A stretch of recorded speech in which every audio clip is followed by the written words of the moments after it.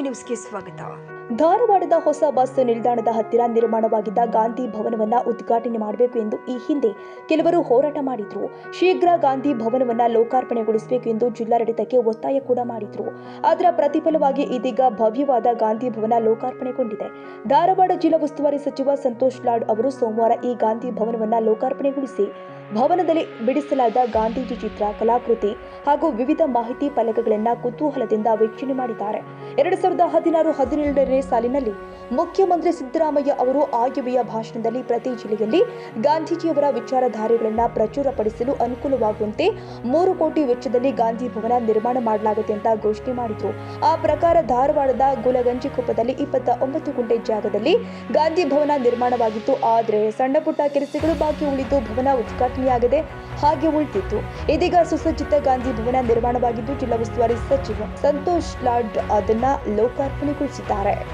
ಸನ್ಮಾನ್ಯ ಮುಖ್ಯಮಂತ್ರಿಯವರಾಗಿರ್ತಕ್ಕಂಥ ಸಿದ್ದರಾಮಯ್ಯ ಅವರ ಕನಸಿತ್ತು 2016-17 ಇಸ್ವಿನಲ್ಲಿ ಕರ್ನಾಟಕದ ಎಲ್ಲಾ ಜಿಲ್ಲೆಗಳಲ್ಲಿ ಗಾಂಧಿ ಭವನ ಆಗ್ಬೇಕಂತ ಹೇಳಿ ಏನು ಬಜೆಟ್ನಲ್ಲಿ ಪ್ರಾವಿಷನ್ ಮಾಡಿದ್ರು.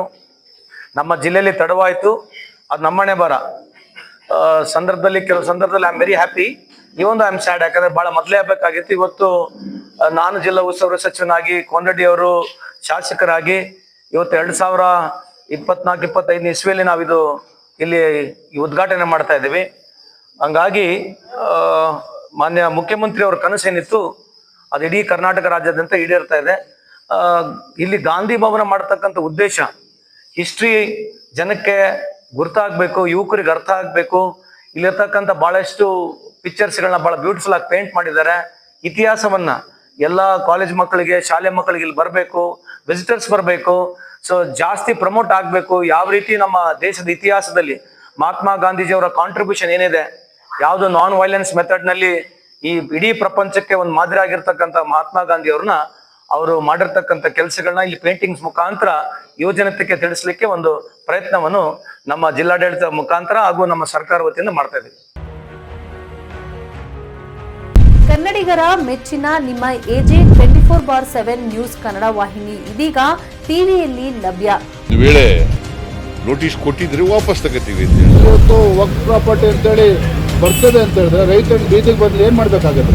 ಯಾರು ವೋಟ್ ಹಾಕಲಿಲ್ಲ ಅಂದ್ರೆ ಗ್ಯಾರಂಟಿನೆಲ್ಲ ಸ್ಟಾಪ್ ಮಾಡ್ಬಿಡ್ತೀವಿ.